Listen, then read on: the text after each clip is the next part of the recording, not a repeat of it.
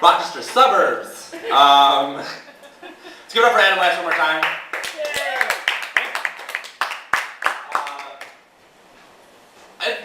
All of my shows, regardless if there's 100 people or 8 people, it's my goal to touch every one of you in some kind of way, something like that. And if not emotionally, at least physically. So if you don't feel like by the end of the show you've been touched enough, please come find me, and I'll talk to you and grope you outside. So thank you for coming out tonight. I'm doing some stuff for some video that I'm hoping to release on, and I'm not sure if you guys are familiar with the World Wide Web. Hopefully going to put it out on there, get some positive feedback. So I'm wondering if hopefully we can come together as a team right now. I know there's only a few of us, but if you laugh really loud on the internet, they're going to be like, this guy's awesome. So let's run a scenario right now. The scenario is, it is perfect because I have this awesome joke. This amazing joke. I know a few of you have already heard it. It's the best joke I think I've ever written, and it's smart and witty, and there isn't enough of that in comedy these days. It's it's like, hey, so I was fucking my girlfriend, and she said the craziest thing, and it's it's my favorite joke, and here it goes, and we're gonna run a scenario of what we're gonna do. Why did the 2 giraffes get in trouble with their principal? Because they were caught necking behind the school. Oh! So what you're gonna do is necking! Oh God! This guy's amazing! Every one of my jokes. But it's gonna be, we're gonna have a lot of fun tonight. Thank you for coming out. And I don't want you to think like I can't handle this. I can do this. But just to be safe, I always have a back. You have some back pocket jokes. If you're ever having a conversation, you always have something like, I'm gonna keep this in my back pocket, and I'm gonna pull it out if I need it. And mine is, I keep a ceremonial knife with me, and if the show goes a little south or not going well, I sacrifice a virgin. And which I don't think I'm gonna need tonight. I think I got some good stuff to talk about. And looking at the crowd, it doesn't look like there's any virgins here. So, sorry, I don't mean to judge. But no, I don't want you to think I can't handle this. Honestly, I've done some good stuff. I just got an award for comedy. Comedy Club here in the city named me the whitest comedian in New York City, which is it's an honor. It's really a dream come true for someone like me. It was actually a very difficult process. There was kind of 3 parts to it. The first part was kind of a last comic standing kind of routine. We had a stand-up competition. The second part was a dance-off, which I think really the competition turned for me. I impressed them with my Harlem Shake. And then the last part was a DNA test, where they checked your DNA and then saw your heritage. And it turns out I'm 30% Caucasian and 70% all-natural mayonnaise. So I was, hands down, the whitest one there. More specifically, I'm 2/5 Irish and 3/5 German. Also, I'm 1/2 left and 1/2 right.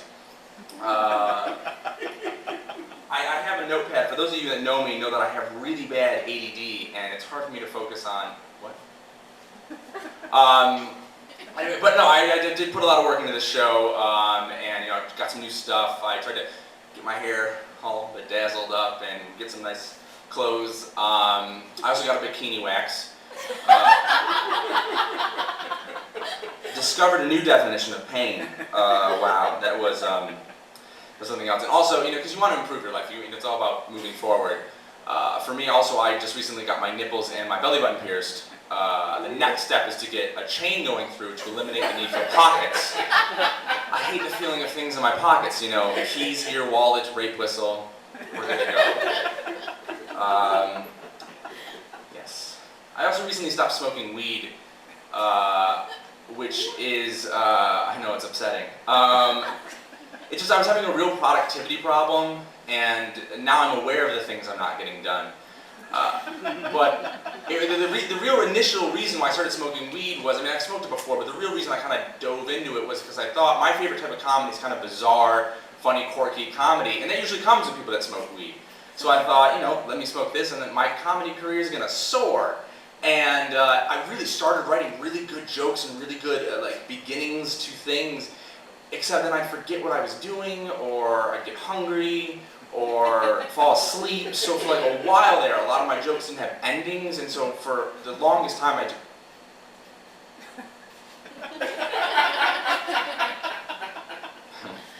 I recently talked to a gentleman who expressed to me that he's really into Asian women. And I thought, this is a weird way to start a job interview. My second thought was, I'm not getting this job. There's about 6 Asian women in the lobby applying for this acquisition. But I thought it's weird. That's weird to me, to be so specifically into one race or ethnicity or even like group of people.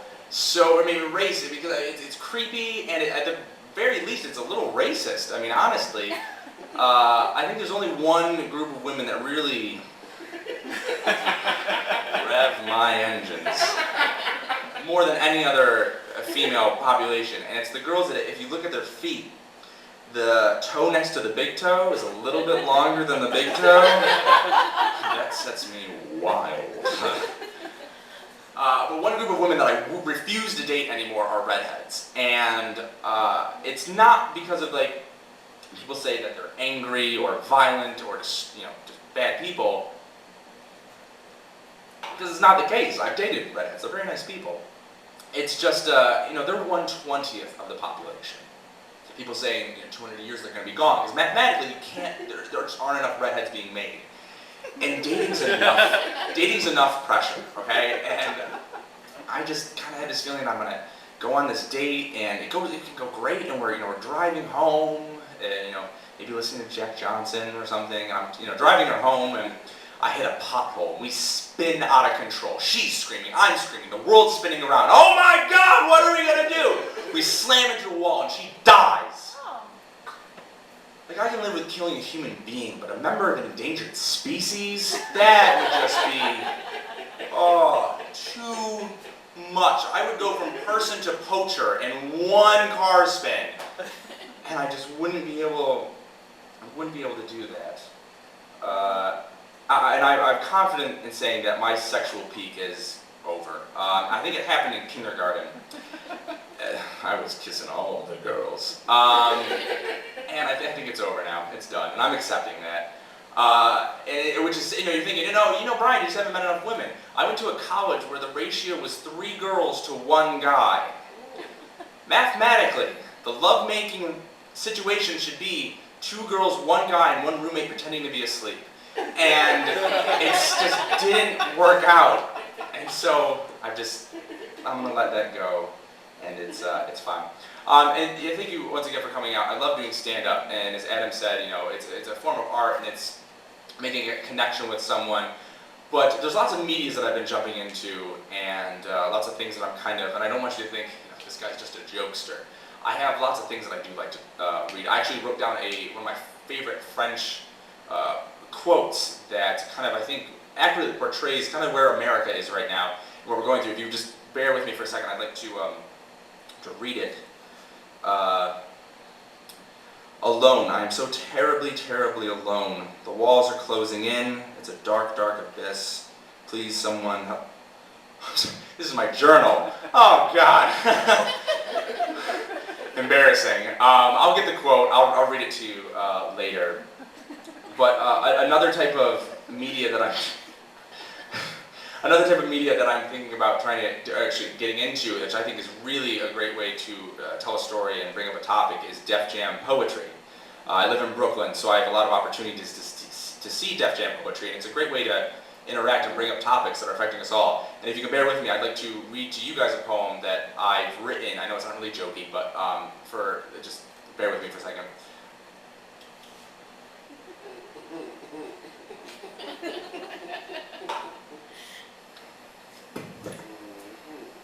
It's called, What is a Taco?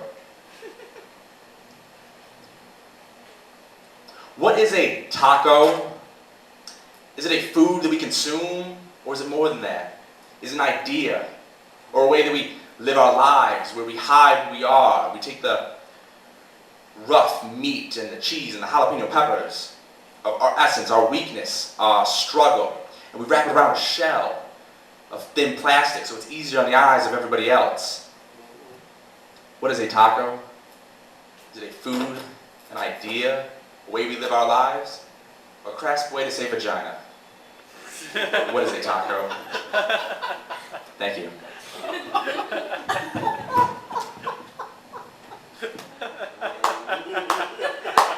This guy is awesome! Necking! I represent. Now this is my favorite part. It's not like stand up from my crotch. Sarah Silverman, all right, woo! This is my favorite part of the show, and I have a feeling it's going to be yours too. I like to do lots of different things. I think it's cheap to just talk, so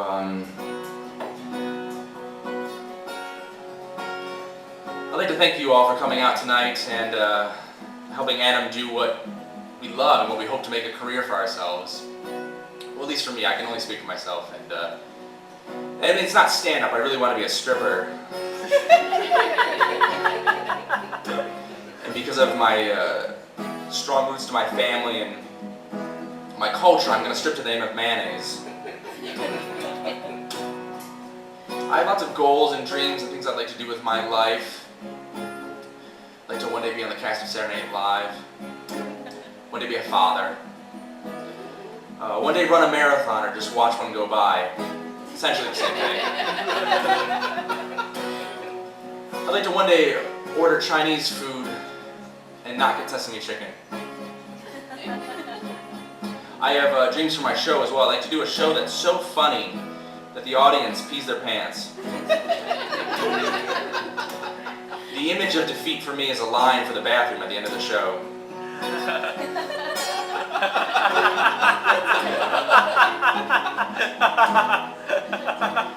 I know we live in troubling times, but there are good people out there that are trying to make the world a better place. For example, the Going Pink organization to help promote putting an end to breast cancer. And there's a lot of companies out there that are helping. You know, the NFL. There's food companies. The local tanning bed by where I live. They're going pink. And you know, it's a good feeling to know that every time I use a pink tanning bed, in a little way I'm helping put an end to cancer. Last month was a difficult month for me and my family. My brother was diagnosed with HIV and dyslexia, both on the same day. He seems to be okay. He thinks he has a case of VHI.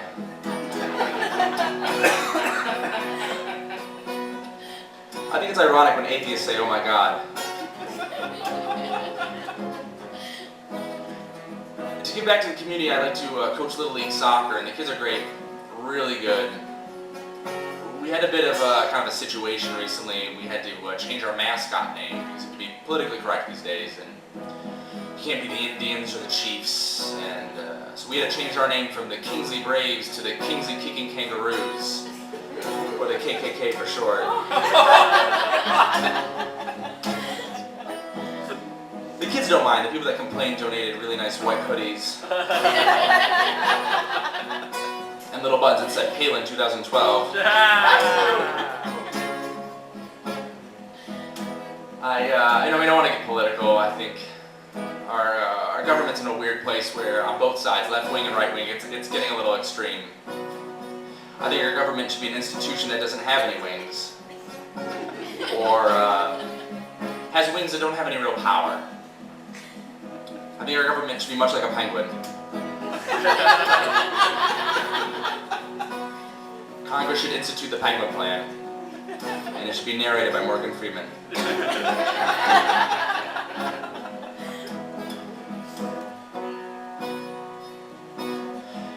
If I say I'm a goose, does that make me a goose? Or am I just another person pretending to be something that they're not? Another one of the flock? God, is that what my comedy's become? Cheap puns. Puns are the most depressing form of comedy. Puns and jokes about suicide.